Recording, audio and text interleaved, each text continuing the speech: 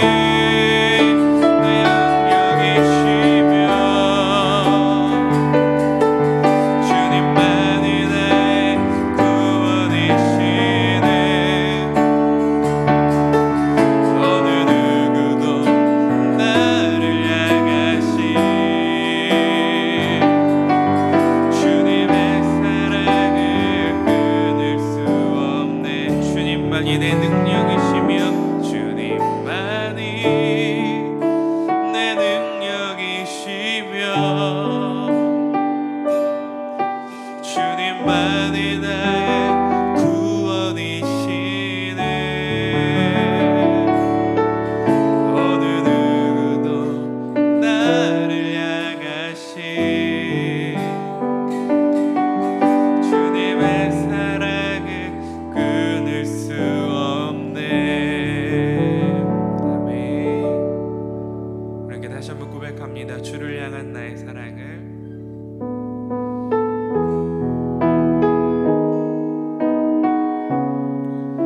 우리 마음과 또 사랑이 주님께 우리 고백되기를 소망합니다. 주를 향한 나의 사랑을 주께 고백하게 하소서. 아름다운 주의 그늘 아래 살며 주를 보게 하소서. 주님의 말씀 선포될 때 나 땅과 하늘 진동하리니 나의 사랑 고백하리라. 나의 구주 나의 친구 부드러운 주의 속삭임 나의 이름을 부르시네.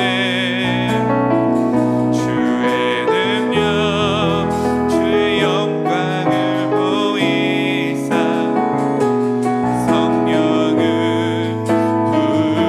부으소서. 내 마른 것 거룩해지도록 내가 주를 찾게 하소서. 내 모든 것 주께 드리리. 나의 구주 나의 친구 온 맘으로 주를 바라며 나의 사랑 고백하리라. 나를 향한 주님의 그 크신 사랑 간절히 알기 원해.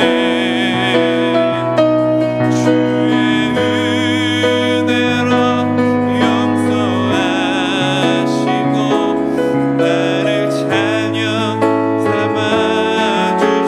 삼아주셨네. 나의 사랑 고백하리라. 나의 구주 나의 진 주의 은혜로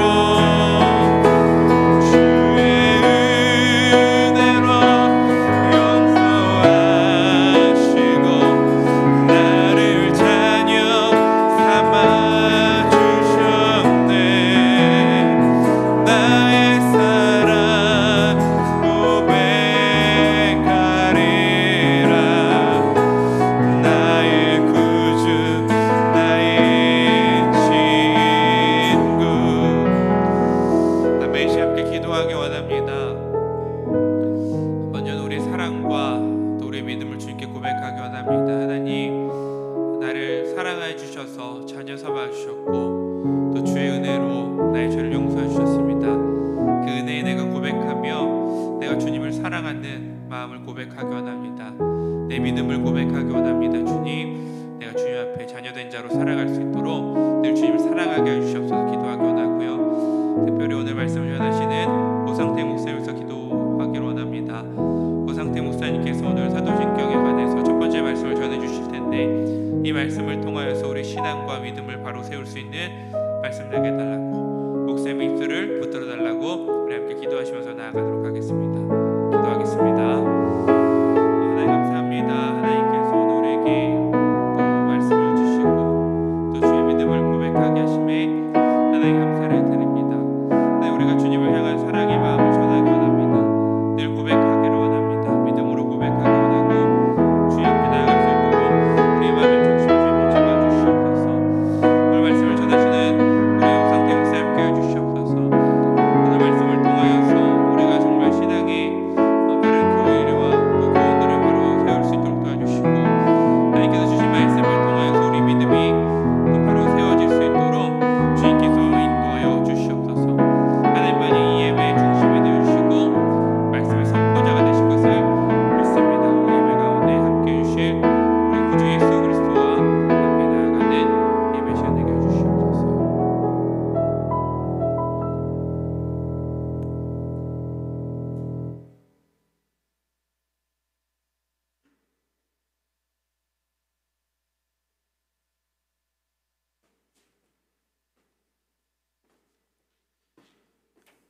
함께 기도하겠습니다. 사랑이 많으신 하나님 아버지, 감사합니다. 오늘 눈이 많이 오는 가운데 우리가 각자의 자리에서 오늘 하나님을 예배하게 하시니 감사합니다. 주님께서 우리 마음속에 임하여 주시옵시고 우리가 주님의 성전이 되게 하여 주시옵시고 우리가 각자의 자리에서 주님의 이름을 부르는 소리를 들어 주시옵기를 바랍니다. 주님, 우리와 함께하여 주시옵소서. 예수님 이름으로 기도합니다. 아멘. 오늘 함께 읽을 하나님 말씀은 로마서 1장 16절에서 17절입니다. 로마서 1장 16절에서 17절입니다. 우리 각자 계신 곳에서 한 목소리로 읽겠습니다. 내가 복음을 부끄러워하지 아니하노니 이 복음은 모든 믿는 자에게 구원을 주시는 하나님의 능력이 됨이라. 먼저는 유대인에게요 그리고 헬라인에게로다. 복음에는 하나님의 의가 나타나서 믿음으로 믿음에 이르게 하나니 기록된 바 오직 의인은 믿음으로 말미암아 살리라 함과 같으니라. 아멘. 제가 어렸을 때 다녔던 교회는 시장 안에 있었습니다. 참 특이하게 시장 한가운데 언덕이 하나 있었거든요. 그 높이가 한 10m, 15m 정도 됐을 것 같은데요. 그런데 그 시장 안에 있는 언덕 위에 교회당이 있었습니다. 그때 과자가 치토스가 300원 하고 양파링이 500원 하던 시절인데요. 그래서 저희가 그 500원 헌금을 많이 했습니다. 그런데 교회가 시장 안에 있잖아요. 그래서 저희가 이제 주일학교 학생인데 교회 가는 길에 유혹거리가 너무 많았습니다. 시장에 들어서자마자 일단 오락실이 있었고요. 그리고 그 다음에는 이제 분식집이 있었습니다. 제가 이름도 안 잊어버려요. 미도방 분식이 있었는데 시장 골목에 이제 떡볶이 냄새, 오뎅 냄새가 진동하는 겁니다. 그 겨울이 되면 아주 그냥 그 마귀가 얼마나 유혹을 하는지 몰라요. 그래서 이제 예배를 드리고 헌금 시간이 되면 이제 누가 유혹에 넘어갔는지, 누가 유혹에 안 넘어갔는지가 이제 표시가 났습니다. 그런데 또 교회가 이 시장 안에 있잖아요. 그러니까 교회 오는 길에 계속 다 그 장사하는 가게들을 계속 보면서 교회에 왔는데요. 그래서 그런지 저희는 이제 신앙고백, 사도신경으로 신앙고백을 할 때 그 장사한 지 사흘 만에 죽은 자 가운데서 다시 살아나시고 할 때마다 막 크크크 하면서 그 자꾸 장사하는 그 가게들이 생각이 나는 거예요. 막 장사한대 하면서 저희끼리 그랬습니다. 여기서 이제 장사한다는 것은 장례를 치른다는 뜻이죠. 그런데 이게 제가 찾아보니까 1908년도에 장사한 지 사흘 만에라고 번역을 했습니다. 그때는 이제 알을 쓰던 시대인데요. 요즘은 뭐 장사라는 말을 우리가 장례라는 의미로 잘 안 쓰잖아요. 우리 교회에서는 이제 새 번역 사도신경을 쓰는데요. 이거를 2004년도에 한번 이제 새로 번역을 했습니다. 근데 여기서도 이제 장사된 지 사흘 만에라고 했습니다. 오히려 1908년 전에는요, 이 장사한 지 사흘 만에라는 말이 없었습니다. 오히려 그냥 사흘 만에 죽은 자 가운데서 다시 살아나시며라고 그냥 번역을 했습니다. 그게 오늘날도 더 와닿지 않을까요? 아무튼 사도신경을 고백할 때 그 장사의 추억은 지금까지 이어지고 있습니다. 그런데 예배 때마다 또 이 사도신경으로 신앙 고백을 하는데 일단 이게 말이 좀 어렵습니다. 장사를 하고 공회, 지금은 이제 공교회로 바뀌었는데요. 그리고 우편, 그리고 내용도 이게 진짜 뭐 중요한 내용인가 싶기도 하고 뭐 그 당시에 저 주일학교 학생일 때는 당연히 이해가 안 됐죠. 그러니까 그때 저희 주일학교 때 애들은 솔직하잖아요. 재미가 없고 지겨우면 일단 몸으로 막 다 티가 납니다. 그리고 우리 아이들은 예배를 귀하게 여기니까 어떻게 해서든지 우리가 이 주일학교 예배를 재밌게 드릴 수 있게 우리 전도사님을 도와드려야겠다, 우리도 뭔가 해야겠다, 그래가지고 이제 그 배틀을 하죠. 시합을 합니다. 전능하사 천지를 만드신 하나님 아버지 이 싸움을 누가 더 빨리 하나, 이제 시합을 저희는 항상 했습니다. 제가 참 놀라운 게 우리 빗소금 유초등부에는 그런 아이가 한 명도 없어요. 솔직히 말하면 이제 아예 안 하는 아이가 한 명 있긴 하거든요. 근데 그 한 명 빼고는 그 신앙 고백을 할 때 보면 얼마나 또박또박하게 잘 하는지, 그 소리를 들어보면 알잖아요. 이게 무슨 뜻인지 알고 하는 건지 진심으로 하는 건지 알잖아요. 근데 제가 놀랄 정도로 우리 빗소금 유초등부에서는 그 신앙 고백을 아주 진실되게 잘 아이들이 했습니다. 근데 저는 전능하사 천지를 만드신 어릴 때 그렇게 항상 그렇게 했거든요. 네. 아무튼 이걸 이제 예배 때마다 하는데, 지금도 예배 때마다 하는데 이걸 꼭 해야 하는가? 사도신경이 정말 중요한가? 이게 도대체 무슨 뜻인가 하는 질문이 생길 수 있습니다. 그래서 사도신경을 4주 동안 한번 공부를 해보려고 합니다. 원래 이제 수요일에는 이런 단단한 음식을 한 번씩 먹을 수도 있는 거거든요. 사도신경 공부하면서 하나님께서 은혜 주시기를 바랍니다. 오늘 첫 번째는 사도신경의 역사입니다. 우선 사도신경을 누가 만들었는가 질문해 볼 수 있겠죠? 일단 사도신경을 예수님이 직접 만드신 것 같지는 않습니다. 예수님이 직접 만드셨으면 아무래도 성경에 나오겠죠. 또 그리고 복음서에서 뭐 이렇게 나올 거야. 아마 예수님이 너희는 예배 시간마다 이렇게 신앙 고백을 할지어다, 전능하사 천재를 만드신 하나님 아버지, 이렇게 이런 식으로 빨간 글씨로 뭐 복음서 어디에 적혀 있었겠죠. 그런데 그렇지는 않습니다. 물론 신약 성경을 보면 사도신경처럼 신앙 고백의 역할을 했을 법한 그런 구절들이 보이기는 합니다. 예를 들어서 마태복음에서 예수님께서 물어보시죠. 너희는 나를 누구라고 하느냐? 그때 베드로가 대답을 했습니다. 주는 그리스도시요 살아계신 하나님의 아들이니이다.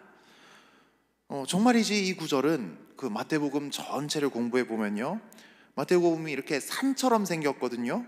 그런데 이 구절이 바로 이 제일 높은 정상 위치에 있습니다. 왜냐하면 이 고백이 나오기까지 예수님께서 제자들에게 계속 엄청난 하나님 말씀을 전하시고 기적을 보여주시고 자기가 누군지를 보여주셨어요. 그런데 이 고백이 정상에서 나오고 난 다음부터 정상을 찍고 예수님이 십자가를 향해서 내려가십니다. 인자는 고난을 받으러 왔다 말씀하시죠. 이게 아주 중요한 신앙 고백인 것입니다. 그래서 아마 초대교회 때는 진짜 이런 구절로 예배 때 신앙 고백을 하거나 세례 때 신앙 고백을 할 때 쓴 것 같습니다. 그런데 이런 게 성경에 뭐 아주 많습니다. 예를 들어서 바울서신 같은 데도 보면, 디모데전서 같은 데도 보면 그는 육신으로 나타나시고 영으로 의롭다함을 받으시고 천사들에게 보이시고 만국에서 전파되시고 세상에서 믿음 받으시고 영광 가운데 올려지셨느니라. 이 디모데전서 3장에 나오는 건데요. 이것도 이제 뭐 신앙 고백일 수도 있고 아니면 고대 교회의 찬양일 수도 있습니다. 그런데 원래 이 신앙 고백을 찬양으로 하는 경우도 많이 있었거든요. 그래야 외우기가 좋으니까요. 아무튼 이런 신앙 고백 같은 단락들이 신약 성경 몇 군데에 포함이 되어 있는데요. 그런데 사도신경은 예수님이 정하신 것은 아니고 성경에는 없습니다. 사도신경이라는 제목은 이게 이제 영어 제목을 번역한 것 같은데요. 영어로는 Apostles' Creed입니다. 이 어포솔이라는 것은 바로 예수님의 제자들, 사도들을 가리키죠. 영어로 사도인 이 어포슬은 그리스말 제가 못하는 게 아니고 갑자기 헷갈려서 그래요. 아포스톨로스에서 온 것인데, 아포스톨로스는 보냄 받은 자라는 뜻입니다. 예수님께서 제자들에게 복음을 맡기시고 땅 끝까지 복음을 증거하라고 보내셨기 때문에 예수님 제자들의 그 직책이 사도행전부터 사도라는 이름으로 바뀌어서 나옵니다. 자, 그러면 사도신경 진짜 사도들이 만들었을까요? 중세 시대는 이제 로마 가톨릭 교회가 유럽을 지배하던 시대인데요. 그 로마 가톨릭 교회는 꼭 보면 그 성경에 없는 전설 같은 거를 만들어서 믿는 걸 좋아합니다. 우리가 지난 주일에 담임 목사님께서 디모데 전서 설교해 주시면서 그 신화와 족보에 집착하지 말라 하는 이런 대목이 있었는데요. 그 로마 가톨릭 교회가 좋아하는 전설이 바로 이런 신화와 족보에 해당할 수 있습니다. 사도신경에 어떤 전설을 만들었냐면요, 정말 은혜로운 전설이에요. 12사도가 이제 오순절에 성령을 받았습니다. 그러고 나서 이제 복음을 전하기 위해서 동서남북으로 12명이 12방향으로 흩어지게 됐습니다. 그런데 얘들아, 우리 흩어져도 같은 하나님을 믿고 같은 하나님을 전하자 이러면서, 그러면 우리가 하나님에 관한 신앙 고백을 한 구절씩 만들어 보자 이렇게 한 겁니다. 그래서 하나씩 만들어서 12구절을 합쳐봤더니 놀랍게도 겹치는 말이 하나도 없고 완벽한 사도신경이 됐더라 하는 전설이 있습니다. 이게 사실이면 사도신경은 진짜 너무너무 신기한 것이고, 뭐 이것도 못 외우면 진짜 지옥 가고 그런 거 아니겠습니까? 근데 이게 중세시대의 전설인데 근거가 너무 약합니다. 이 말이 나오는 문서가 6세기 문서가 있고요, 기껏해야 4세기쯤에 이런 비슷한 이야기가 나옵니다. 근데 사도들이 흩어질 때는 초대교회는 1세기거든요. 우리가 볼 때는 뭐 6세기나 4세기나 1세기나 다 거기서 다 옛날이네 싶지만 그 시간차가 500년, 300년 이렇습니다. 지금부터 300년 전이면 우리나라는 영조 시대거든요. 그러니까 뭐 4세기, 6세기 이런 문서가 있다고 실제 1세기에 이런 일이 일어났다라고 믿기에는 근거가 너무 약한 것이죠. 아무래도 이 로마 가톨릭 교회가 신화와 족보 같은 성경이 없는 전설을 너무 좋아하니까 이런 전설을 누가 만들어낸 것 같습니다. 그러면 누가 만든 걸까요? 정확하게는 모릅니다. 그런데 사도신경에 이 전설을 덧붙여서 사도신경 중요합니다 하는 것과는 또 다른 이 반대 극단에서는 사도신경 이거 누가 만들어지도 모르는 거 할 수 없다 해가지고 아예 사도신경으로 신앙 고백을 안 합니다. 대표적으로 침례교에 가면 사도신경으로 신앙 고백을 안 합니다. 사실 침례교는 우리 장로교와 제일 가까운 형제라고 할 수 있는데요.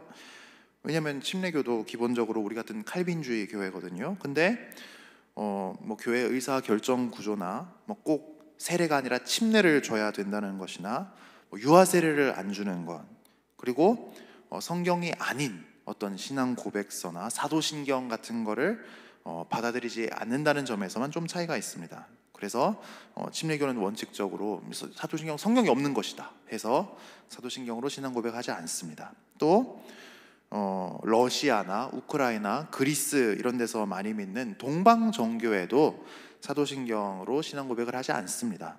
왜냐하면 이거 누가 만들었는지 모르기 때문에 이것을 할 수 없다 이렇게 합니다. 그 대신 니케아 신경이라는 걸 합니다. 니케아 신경은 사도신경에 조금 더 설명을 덧붙인 것이라고 볼 수 있는데요, 예수님이 어떤 분이신지, 예수님이 참 하나님이고 참 사람이라는 것을 더 강조합니다. 우리 장로교도 물론 이 니케아 신경을 받아들이고요, 그렇기 때문에 우리도 예배 시간에 사도신경 말고 니케아 신경으로 신앙 고백을 해도 됩니다. 그런데 동방정교회는 우리 신앙 고백합시다 하면 자동적으로 니케아 신경만 나옵니다. 사도신경이 기록으로 남아있는 제일 이른 문서는 215년 로마 교회의 목사였던 히폴리투스라는 분이 그 책에다 이것을 적어 놓은 것이 있습니다. 근데 거기는 이 사도신경이 질문 형식으로 되어 있습니다. 예를 들어서 어떤 뭐 장로님이나 목사님이 형제님, 당신은 전능하신 하나님을 믿습니까? 이렇게 물으면 그 이제 기독교를 새로 믿으려고 세례를 받으려고 하는 분이 네, 제가 믿습니다. 이런 식으로 답을 하는 거죠. 그리고 그러면 이제 그 세례탕이 있잖아요. 거기다가 머리를 이렇게 눌러가지고 세례를 한번 주고, 또 그대는 하나님의 아들 예수 그리스도가 뭐 동정녀 마리아에게서 나시고 뭐 이렇게 해가지고 믿습니까? 하면 네 믿습니다 하면 또 이렇게 머리를 눌러가지고 세례를 한번 주고 이렇게 했다고 이 히폴리투스 목사님이 기록을 했습니다. 215년이면 상당히 빠른 시기입니다. 왜냐하면 마지막 사도였던 요한이 한 100년쯤 죽었거든요. 그러고 나서 한 100년 후니까 우리도 지금 100년 전에 번역한 우리말 사도신경을 최근까지 썼잖아요. 그러니까 100년 정도면 사도들이 살아있었을 때도 사도신경과 비슷한 무언가가 있었을 수도 있겠다, 이렇게 추정을 할 수 있습니다. 그리고 특히 사도신경은 그 내용을 살펴보면 아주 성경적입니다. 예수님의 가르침과 예수님의 제자 사도들의 가르침을 아주 간략하면서도 명쾌하게 잘 요약을 해놨습니다.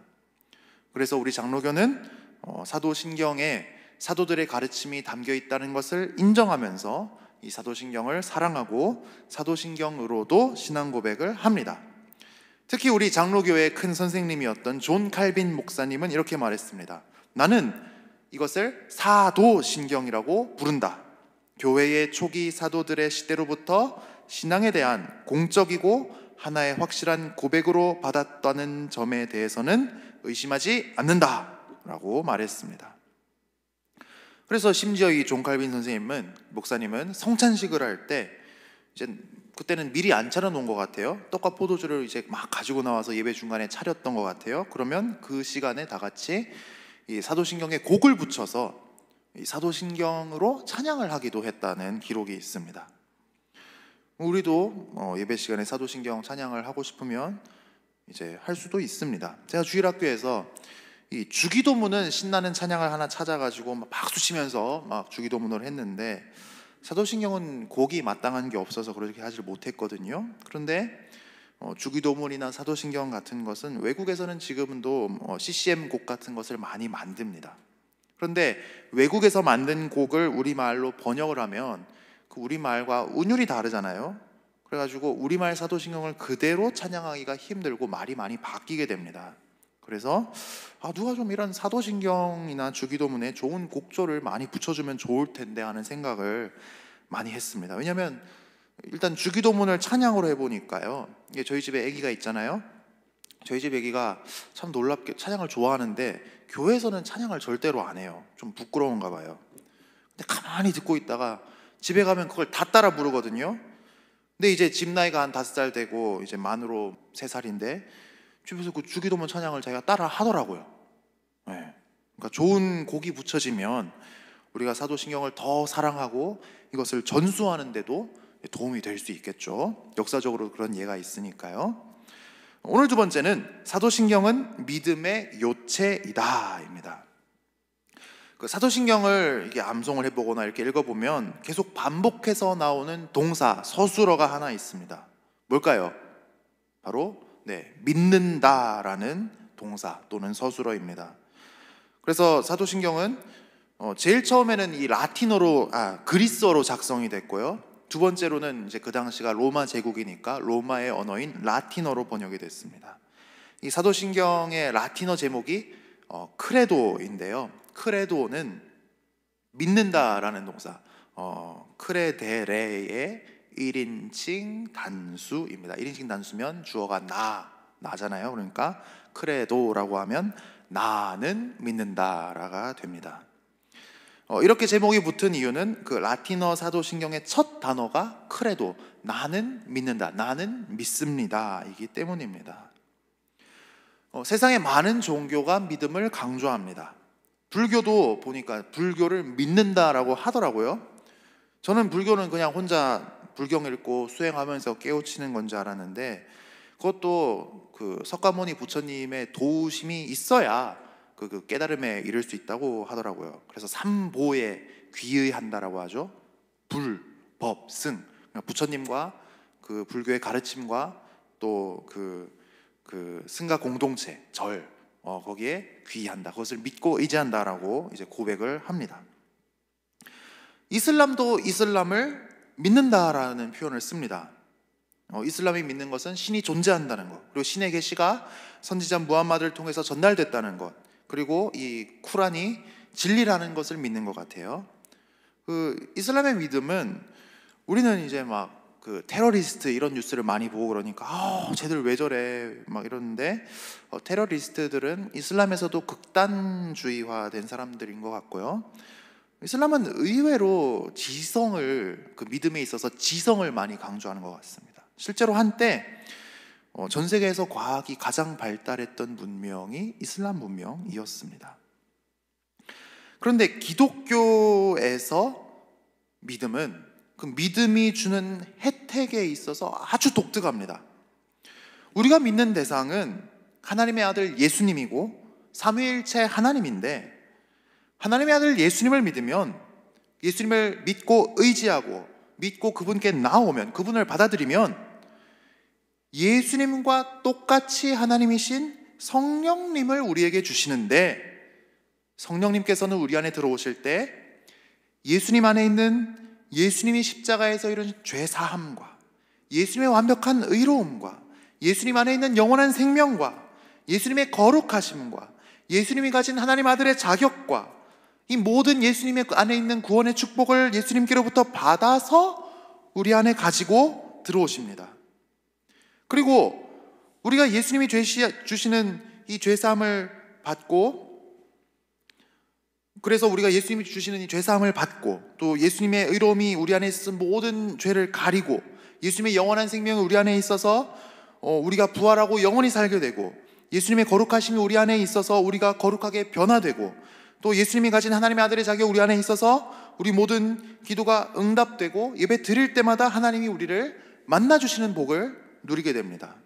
심지어 성령 하나님은 아들 하나님 예수님과 분명히 구별되시지만 분리되지는 않으시는 한 하나님이시기 때문에, 성령님이 우리 안에 오실 때 예수님의 존재 자체를 영적으로 우리 안에 가지고 들어오십니다.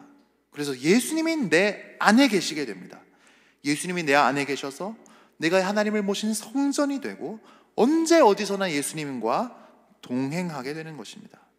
예수님이 내 안에 계시고 우리가 예수님 안에 있는 예수님과의 연합이 일어납니다. 그런데 이 모든 축복의 열쇠가 바로 믿음입니다. 그래서 기독교의 믿음은 그 믿음이 주는 혜택에 있어서 독특하고 엄청난 중요성을 갖습니다. 우리가 읽은 로마서 1장 16절에서 17절도 믿음을 누차 강조하지 않습니까? 내가 복음을 부끄러워하지 아니하노니 이 복음은 모든 믿는 자에게 구원을 주시는 하나님의 능력이 됨이라. 먼저는 유대인에게요 그리고 헬라인에게로다. 복음에는 하나님의 의가 나타나서 믿음으로 믿음에 이르게 하나니 기록된 바 오직 의인은 믿음으로 말미암아 살리라 함과 같으니라. 특히 기독교의 성경은 우리가 이미 죄의 지배를 받고 있고 죄에 중독되어 있기 때문에 스스로 행위로서 하나님의 기준을 만족시킬 수 있는 가능성이 없다고 단언합니다. 내 자신을 한번 보세요. 그건 사실이잖아요. 내가 하나님의 기준을 만족시켜서 스스로 구원하고 영생에 이를 수 있습니까? 우리는 이미 수도 없이 실패했고 지금도 계속해서 실패하고 있습니다. 그런데 우리가 구원받기 위해서 할 수 있는 행위, 일은 없지만 죄 없으신 하나님의 아들 예수님께서 우리를 위해 모든 구원의 일을 해주셨을 때 그걸 믿을 수는 있잖아요. 믿을 때 성령을 보내주시고 우리가 예수님과 연합되어서 예수님께서 우리를 위해 이루신 모든 일이 우리에게 적용될 수는 있잖아요. 그래서 믿음으로 구원을 받는 기가 막힌 방법을 하나님께서 우리에게 열어주셨습니다. 오직 예수님을 믿음으로 구원받는 길 밖에는 다른 구원의 길이 없습니다. 그래서 우리가 예배 드릴 때마다 사도신경을 고백하는 것은 물론 이제 예배 순서나 교회 상황에 따라서 사도신경으로 신앙 고백을 할 수도 있고 니케아 신경을 쓸 수도 있고 사도신경 신앙 고백을 안 할 수도 있습니다. 왜냐하면 세례 받을 때 이미 했으니까요. 이미 우리는 입장을 했으니까요. 그럼에도 불구하고 우리가 예배 드릴 때마다 사도신경을 고백하는 것은 예수님을 믿음으로 죄를 다 용서받았고 또 하나님 아들의 자격을 받아서 우리가 하나님께 나아갈 수 있습니다. 하나님을 만나길 원합니다. 이렇게 고백하며 하나님께 나아가는 것입니다. 특히 초대교회 때는 이런 사도신경 같은 신앙 고백이 비밀번호의 역할도 했습니다. 요즘 가정집에 보면 현관문에 열쇠 대신 그 도어락, 비밀번호 누르는 걸 많이 쓰시잖아요. 비밀번호를 알면 들어갈 수 있습니다. 모르면 못 들어갑니다. 이 교회와 신앙의 세계도 마찬가지입니다. 사도신경 같은 신앙 고백이, 그러니까 우리의 믿음이 비밀번호입니다. 실제로 초대교회 때는 이제 박해를 받고 교회가 비밀리에 모이기도 하고 그러니까 기독교인들끼리 이 사람이 진짜 기독교인이 맞는지 아니면 스파인지 이런 거를 사도신경 같은 신앙 고백을 해서 확인하기도 했다고 전해집니다. 비밀리에 예배드리는 장소에 가면 이제 문을 지키고 있는 사람이 있는데 암호 하면 전능하사 천지를 만드신 하나님 아버지를 내가 믿사오며 이렇게 하는 것이죠. 이렇게 사도신경은 신앙 고백의 하나로 우리 기독교가 무엇을 믿는지, 또 성경과 복음의 내용이 무엇인지 간략하면서도 명쾌하게 보여줍니다. 그래서 종교개혁이 일어난 후에 존 칼빈 목사님은 이제 기독교 강요라는 아주 중요한 기독교 입문서를 썼는데, 기독교 강요가 제일 처음 나왔을 때 그 기본 구조가 십계명, 사도신경, 주기도문, 해설이었습니다.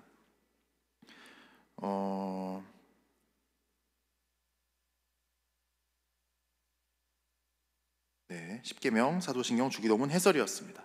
사도신경은 여기서 이제 믿음, 신에 해당하고, 주기도문은 하나님 나라를 소망하는 것이니까 소망에 해당하고, 또 십계명은 하나님 사랑, 이웃 사랑에 해당하니까 사랑에 해당하잖아요.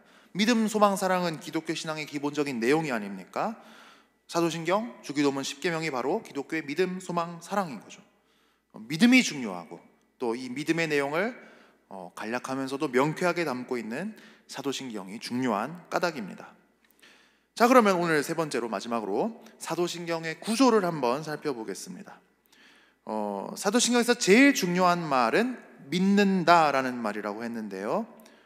라틴어로는 이제 크레도, 나는 믿습니다라고 했습니다. 이 믿는다는 말이 사도신경에 그러면 몇 번 나올까요?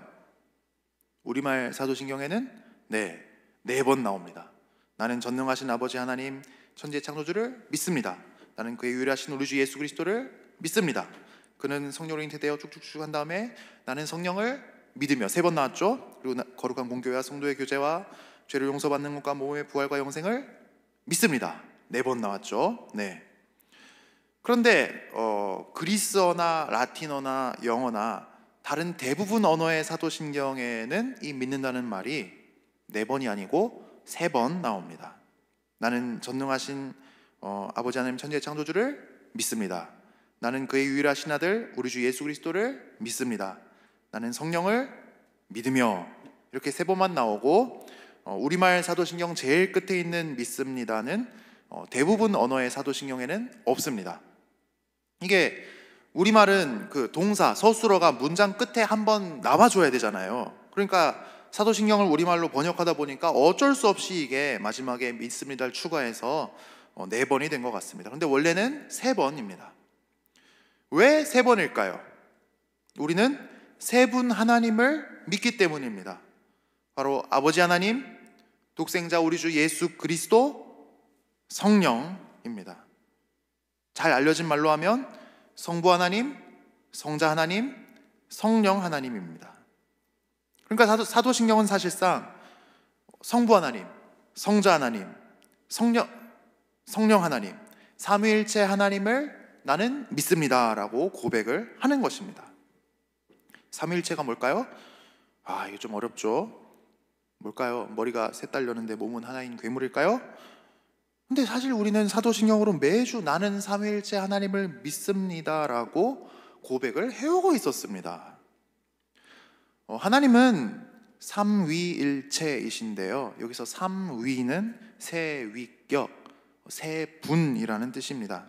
그러니까 하나님은 분명히 유일한 하나님, 한 분 하나님이신데, 한 하나님이 성부 하나님, 성자 하나님, 성령 하나님, 세 위격으로, 세 분으로 계신다는 뜻입니다. 그리고 삼위일체에서 일체는 동일 본체 또는 동일 본질이라는 뜻입니다. 여기는 두 가지 뜻이 있습니다. 첫째로 동일 본체는 하나님이 분명히 한 하나님이시다라는 뜻입니다. 이거는 성부, 성자, 성령을 다 합쳐도 3이 아니고 1이라는 뜻입니다. 그러면 성부, 성자, 성령은 각자 3분의 1씩 하나님일까요? 그래서 합치면 1이 되는 걸까요? 아닙니다. 이게 이제 두 번째 의미인데, 성부, 성자, 성령 세 분 하나님은 동일 본질이십니다. 동일 본질이라는 것은 이 세 분 하나님이 완전한 하나님, 완전한 신이라는 뜻입니다. 성부도 완전한 하나님이시고, 성자도 완전한 하나님이시고, 성령도 완전한 하나님이십니다. 성부도 1, 성자도 1, 성령도 1입니다. 그러면 1 더하기 1 더하기 1은 3 아닙니까? 그런데 그게 아닙니다. 1 더하기 1 더하기 1이어도 1이라는 것이 삼위일체입니다. 근데 그냥 이런 거 복잡한 거 모르고 그냥 예수님만 잘 믿으면 안 될까요? 하실 수도 있습니다. 근데 삼위일체는 기독교에서 너무 중요하기 때문에 삼위일체 하나님을 안 믿으면 그 종교는 기독교가 아니다라고 할 정도로 중요합니다. 그런데 현실적으로 우리 하나님은 정말 은혜로우셔서 우리가 삼위일체를 다 몰라도 예수님을 진심으로 믿고 주로 고백하면 죄 용서 주십니다. 천국 가게 해주십니다. 그리고 서서히 하나님이 어떤 분이신지, 하나님이 또 삼위일체이시라는 진리까지 우리가 배우고 깨닫게 해주시기도 합니다. 저도 그랬거든요. 그런데 하나님이 삼위일체가 아니시라면 우리의 구원은 불가능합니다. 하나님 아버지께서 창세 전에 우리를 구원하기로 작정하셨습니다. 하나님 아버지는 인간과 하나님 사이의 중보자이신 아들 하나님을 우리를 구원하기 위해 보내셨습니다. 아들 하나님은 원래 죄가 없으신 완전한 하나님이신데 또 완전한 사람이 되셨습니다. 그래서 인류 역사상 최초로 죄가 하나도 없는 사람이 되셨습니다. 그런데 죄가 하나도 없으신 참 하나님, 참 사람이신 분이 우리가 받아야 하는 죄의 벌, 죽음과 지옥의 고통을 십자가에서 다 당하셨습니다. 그래서 죄 사함을 이루셨습니다. 그런데 어떻게 2000년 전 십자가가 2024년을 사는 내 죄를 용서해 줄 수 있단 말입니까? 예수님을 믿을 때 성자 하나님과 동일 본질이시고, 그러니까 한 하나님이시면서 또 구별되지만 분리되지 않으시는 성령 하나님을 우리에게 보내주십니다. 그래서 예수님 안에 있는 모든 구원의 복을 우리 안에 가지고 오시고, 영으로 예수님 자체를 우리 안에 가지고 오셔서 우리가 예수님과 연합되게 하십니다. 그래서 우리가 모든 구원의 축복을 누리게 되는 것입니다. 이렇게 우리 구원을 위해서 삼위일체 하나님께서 협력하시는 것입니다. 그리고 삼위일체가 아니라면 우리가 가진 성경을 읽는데도 너무나도 큰 어려움이 발생합니다. 왜냐하면 성경은 하나님이 분명히 삼위일체시라고 계시하고 있기 때문입니다. 이렇게 사도신경은 우리 믿음의 내용을 아주 간략하지만 명쾌하게 표현해주는 우리의 소중한 보물입니다. 우리가 사도신경에 나타난 삼위일체 하나님을 믿을 때, 또 삼위일체의 한 분이신 예수님을 믿을 때 우리는 구원의 세계에 들어가게 됩니다. 우리는 기독교 신앙의 세계에 들어가게 됩니다. 구원의 모든 축복을 받게 됩니다. 교회에 속하게 됩니다. 예배 때마다 하나님을 만나 뵙게 됩니다. 우리 모든 기도가 응답됩니다. 앞으로 남은 3주 동안 사도신경을 이제 한 부분씩 살펴볼 텐데요. 삼위일체 하나님께서 얼마나 아름다운 분이신지 우리가 함께 살펴보면서 우리의 믿음이 더 깊이 뿌리내리고 확신을 가지고 신앙 고백을 할 수 있게 되기를 축복합니다. 그래서 구원의 모든 축복을 매일 담대하게 누릴 수 있게 되기를 축복합니다. 함께 기도하도록 하겠습니다. 사랑이 많으신 하나님 아버지, 감사합니다. 우리에게 성경을 주시고 또 믿음의 선조들을 통해서 신앙 고백을 주시고 또 우리에게 믿음을 주셔서 감사합니다. 하나님, 우리의 눈을 밝히 여셔서 하나님의 놀라운 은혜의 너비와 길이와 높이와 깊이가 어떠함을 깨닫게 하여 주시옵시고, 하나님의 모든 충만하신 것으로 우리가 충만하여지게 하여 주시옵소서. 우리가 확신을 가지고 신앙 고백을 할 수 있게 도와 주시옵소서. 우리가 가진 이 믿음의 보물이 우리가 사랑하는 이들에게도 전해지기를 간절히 바랍니다. 우리가 먼저 확신에 거하게 하시고 삼위일체 하나님의 신앙을, 이 믿음을 다음 세대에게도 전수할 수 있게 하여 주시옵소서. 그래서 천대까지 믿음의 복을 받게 하여 주시옵소서. 예수님 이름으로 기도합니다. 아멘.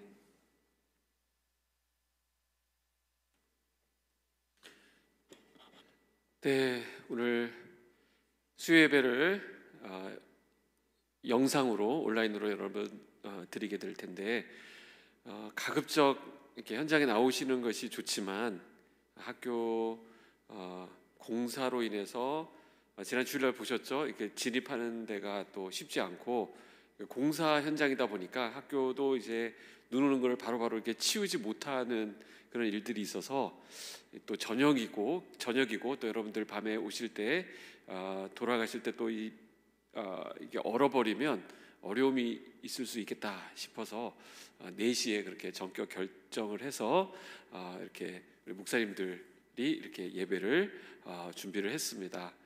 아울러서 오늘 예정되어 있던 재직 훈련도 좀 이렇게 넘겨야 될 것 같습니다. 그래서 주일 1차가 되겠고, 거기에 못 오시는 분들은 그 다음 주 수요일에 2차 훈련이 있겠습니다. 그렇게 이해해 주시고, 또 학교 공사가 또 이렇게 눈이 오거나 비가 오면 좀 이렇게 연기가 되는데, 그것도 좀 우리로서는 아쉬운 일이지만 그래도 감사하면서 또 주일 예배 또 잘 준비해서 드리도록 하겠습니다. 우리 한번 축도하고 예배를 마치도록 하겠습니다. 기도하겠습니다. 이제는 우리 구주 예수 그리스도의 은혜와 아버지 하나님의 크고 놀랍고 위대하신 사랑하심과 성령님의 인도하심, 또 믿음 주심, 또 함께 하심이 오늘 이 말씀을 붙들고 우리에게 주신 그 확신을 가지고 믿음 위에 굳게 서기로 다짐하는 사랑하는 모든 성도들 위해 이제로 영원히 함께 하시기를 간절히 축원하옵나이다. 아멘.